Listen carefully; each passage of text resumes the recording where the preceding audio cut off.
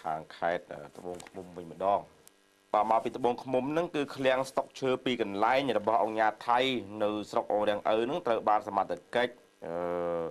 បង្ក្រាបនិងឈើប្រណិតកប់ក្នុងដីច្រើនម៉ែត្រគូបទៀតត្រូវបានរកឃើញជាបន្តបន្ទាប់បាទឃ្លាំងរបស់អង្គការថៃបាទកម្លាំងសមត្ថកិច្ចចម្រុះដឹកនាំដោយលោកហៀងសុភ័ក្របរិញ្ញាអមស្រានដំបងខេត្តត្បូងឃ្មុំបានតំណាងឲ្យគណៈកម្មការជាតិបានយកគ្រឿងចក្រទៅកាយយកឈើប្រណិតចំនួន49កំណាត់នៅក្នុងរណ្ដៅដីមួយកន្លែងនៅក្រោយឃ្លាំងរបស់អង្គការថៃ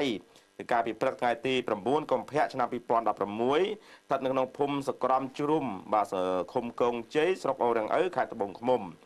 ដែលត្រូវបានគេសង្ស័យថាគឺជាឈើរបស់អង្គការវត្តមន្ថៃហើយអង្គការថៃដែលជាមន្ត្រីអះអាងថាគឺជាអ្នករកស៊ីឈើដ៏ធំបំផុតនៅក្នុងទឹកដីខេត្តភាគឦសាននៃប្រទេសកម្ពុជាបាទហើយក្នុងនោះគឺអង្គការថៃនឹងបានបញ្ជាឲ្យកម្មកររបស់ខ្លួនយកគ្រឿងចាក់កាយដីកប់ឈើប្រណិតទាំងអស់នេះគឺដើម្បីបិទបាំងលាក់កំបាំងពីភ្នែកសមត្ថកិច្ចក្នុងនោះមានឈើប្រណិតជាច្រើនហើយក៏មានលាយជាមួយនឹងឈើសក្រំកកោះមកកាត់ធំរហូតដល់ទៅ35កំណាត់និងឈើមូល14ដើមថែមទៀតបាទមានទាំងឈើមូលដែរបាទគួររំលឹកផងដែរថាកាលពីថ្ងៃទី4កុម្ភៈកន្លងទៅថ្មីនេះកម្លាំងសមត្ថកិច្ចចម្រុះបានចុះត្រួតពិនិត្យឆែកឆេរបាទសន្និធិឬឃ្លាំងស្តុកឈើដ៏ធំរបស់អង្គការវត្តមន្ថៃមួយកន្លែងនៅក្នុងភូមិសក្រំជ្រុំឃុំកងជ័យស្រុកអូររាំងឪនឹងដែរបាទហើយក្នុងនោះគឺត្រូវបានគេហៅថារកឃើញឈើជាច្រើនកំណាត់ត្រូវបានសមត្ថកិច្ចចាក់សោទុកមួយរយៈសិនដើម្បីពិភាក្សាបច្ចេកទេសជាមួយនឹងគណៈកម្មការថ្នាក់ខេត្តសិនមុននឹងឈានទៅដល់ការធ្វើការវាស់វែងដោយឡែកកាលពីថ្ងៃទី8មករាឆ្នាំ2016នេះដែរសមាជិកចម្រុះបានធ្វើការឡោមព័ទ្ធនិងចុះត្រួតពិនិត្យឃ្លាំងស្លឹកឈើដ៏ធំរបស់អាជ្ញាថៃនឹងមួយកន្លែងទៀតស្ថិតនៅក្នុងភូមិសក្រំជ្រុំនឹងដែរបាទហើយពោលគឺឃ្លាំងជាច្រើនកន្លែងនៅក្នុងតំបន់តែមួយគឺរបស់អាជ្ញាថៃហ្នឹងគឺលាក់ច្រើនណាស់បាទឈើច្រើនមែនទែនបាទពេលនោះអង្គការវត្តមន្ថៃបានបញ្ជាឲ្យរថយន្តដឹកឈើបើកចេញពីឃ្លាំងជាច្រើនគ្រឿងទៅហើយបំណងយកទៅលាក់នៅតំបន់ផ្សេងហើយជាពិសេសគឺបើសិនជាអាចគេអាចចល័តចេញទៅពីទឹកដីកម្ពុជាចូលទៅទឹកដីវៀតណាមតែម្ដងក៏ប៉ុន្តែកន្លងមកធ្លាប់ត្រូវបានសមត្ថកិច្ចអាវុធហត្ថចាប់បាន3ឡានមកវិញបាទត្រូវបានគេអះអាងថាគឺការចាប់នោះគេចាប់នៅឯខេត្តព្រៃវែងទឹកដីខេត្តព្រៃវែងគឺអាវុធហត្ថព្រៃវែងជាអ្នកចាប់បាទហើយនឹងឈើមួយចំនួនទៀតត្រូវបានគេជីកកប់នៅក្នុងដីនៅទីបំផុតត្រូវបានសមត្ថកិច្ចយកគ្រឿងចក្រកាយឃើញវិញដដែលបាទដែលសរុបទៅនឹងគឺថា1000ជាងម៉ែត្រគីបហើយដែលទៅបានរកឃើញហើយសមត្ថកិច្ចអះអាងថាក្នុងនោះក៏ឈើខ្លះមានច្បាប់និងឈើខ្លះពុំមានច្បាប់អនុញ្ញាតដែរបាទនេះគឺជាបញ្ហាមួយដែលត្រូវបានសមត្ថកិច្ចចុះឆែកឆេររកឃើញនៅឃ្លាំងឈើស្តុករបស់អង្គការវត្តមន្ថៃនេះបាទអង្គការវត្តមន្ថៃនេះទស្សនិកជនដូចបច្ចុប្បន្នភាពធ្លាប់បានលើកកន្លងមកអញ្ចឹងយើងនរណាទៅជាអង្គការវត្តមន្ថៃនេះឬក៏អង្គការថៃជានរណាបាទយើងត្រូវសិក្សាអំពីអង្គការនឹងម្នាក់នឹងឲ្យច្បាស់បន្តិចអង្គការថៃនេះគឺជាឈ្មួញឈើខុសច្បាប់មួយគាត់ពុំមានអាជ្ញាប័ណ្ណទទួលសិទ្ធិពីរដ្ឋាភិបាលនៅក្នុងការកាន់កាប់ដីសម្បត្តិសេដ្ឋកិច្ចណាមួយទេក៏ប៉ុន្តែគាត់បែរជាជាប់ឈ្មោះជាអ្នកកាប់បំផ្លាញព្រៃឈើយ៉ាងរង្គាលដែលនៅក្នុងតំបន់ដីសម្បត្តិសេដ្ឋកិច្ចប៉ាស៊ីហ្វិកដែលស្ថិតនៅក្នុងព្រំប្រទល់ខេត្តមណ្ឌលគិរីជាប់ជាមួយនឹងខេត្តរតនគិរី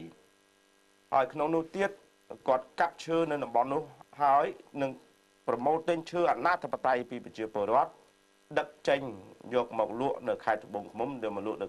ប្រទេសវៀតណាមតាមច្រកនានានៃខេត្តត្បូងឃ្មុំនឹងមួយហើយគាត់ធ្វើបែបហ្នឹងច្រើនឆ្នាំហើយប្រហែលជាង10ឆ្នាំហើយយោងតាមប្រភពអះអាងហើយមួយទៀតគាត់មិនត្រឹមតែកាប់ឈើបំផ្លាញព្រៃឈើនៅតំបន់ព្រៃការពារខ្លះដោយតាមរយៈបងប្អូនខ្លះដែលលោកខ្វះខាតចូលទៅកាប់ឈើនៅតំបន់ព្រៃការពារមិនលក់យ៉ាងអនាធិបតេយ្យឲ្យអង្គការថៃប៉ុណ្ណឹងទេគឺអង្គការថៃនេះថែមទាំងជាអ្នកកាងឈើឲ្យអ្នកដទៃថែមទៀតក្នុងឈើមួយរថយន្តយីឌុបដែលដឹកចេញពីខេត្តភាគឦសាន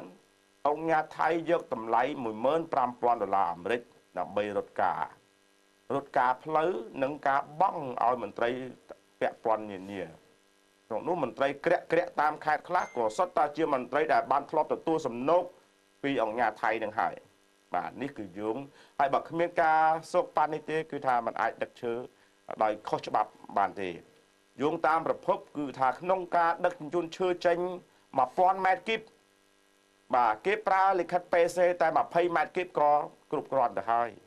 បាទដោយសារអីដោយសារ PC គេគ្រាន់តែដាក់ឲ្យមានក្នុងនាមតែប៉ុណ្ណោះប៉ុន្តែឈើដែលគេដឹកចេញទៅគឺឈើគ្មាន PC នៅឡើយគឺជាឈើខុសច្បាប់ទាំងស្រុងនៅពេលដែលមានសមត្ថកិច្ចណាមួយពិនិត្យគឺគេបង្ហាញ PC ក៏ប៉ុន្តែសមត្ថកិច្ចភាគច្រើនមិនពិនិត្យទេពួកគេបាននិយាយត្រូវគ្នារាប់ខែរាប់ឆ្នាំមកហើយអញ្ចឹងហើយបានជាគ្មានការពិនិត្យតាមច្បាប់ទម្លាប់ត្រឹមត្រូវទេឈើដែលគេដឹកចេញទៅលក់នៅវៀតណាមបាត់ទៅហើយគឺជាឈើដែលខុសច្បាប់នោះគឺគេដឹកចេញទៅបាត់ហើយរីឯនៅពេលដែលសមត្ថកិច្ចកំពុងតែពិនិត្យបច្ចុប្បន្ននេះគេយកច្បាប់មកបង្ហាញណាគ្រប់អង្គការទាំងអស់គឺថាសុទ្ធតែយកច្បាប់មកបង្ហាញប៉ុន្តែរឿងពិតគឺឈើដែលដឹកចេញទៅលក់នៅវៀតណាមគឺឈើខុសច្បាប់ដឹកយកទៅលក់អស់ហើយបាទនេះគឺជាបញ្ហាដែលកើតមានយ៉ាងពិតប្រាកដនៅក្នុងបញ្ហាចំនួនឈើនេះហើយបើគ្មានវិធានការរបស់សម្ដេចអគ្គមហាសេនាបតីតេជោហ៊ុនសែនគឺមានបទបញ្ជាទៅខ្ពង់ខ្ពស់ពីសម្ដេចទេស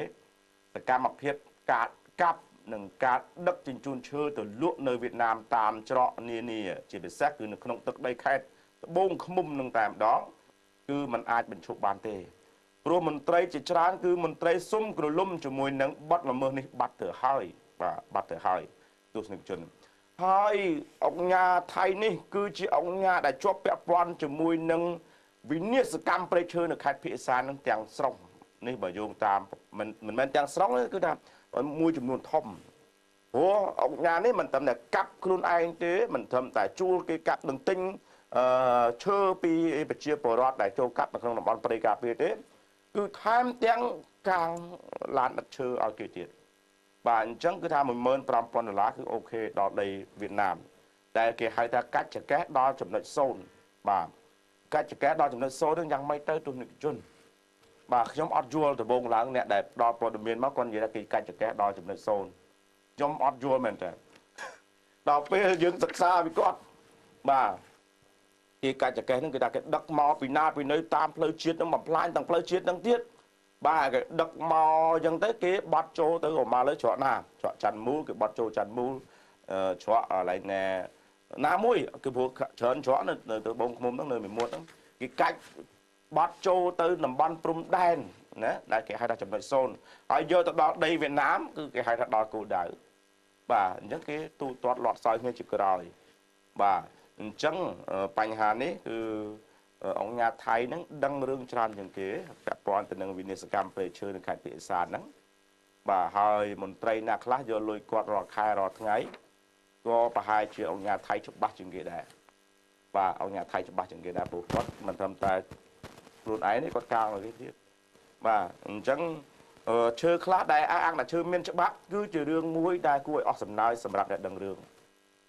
អ្នកនិយាយថាឈើគេមានច្បាប់នោះគឺជារឿងត្រឹមត្រូវមួយប៉ុន្តែជារឿងដ៏គួរឲ្យអស់សំណើចបំផុតដែរមូលហេតុដោយសារតែឈើនោះឈើដែលខុសច្បាប់នោះត្រូវបានគេដឹកចេញទៅព្រោះ PC ដែលមាននេះគឺគេរក្សាទុក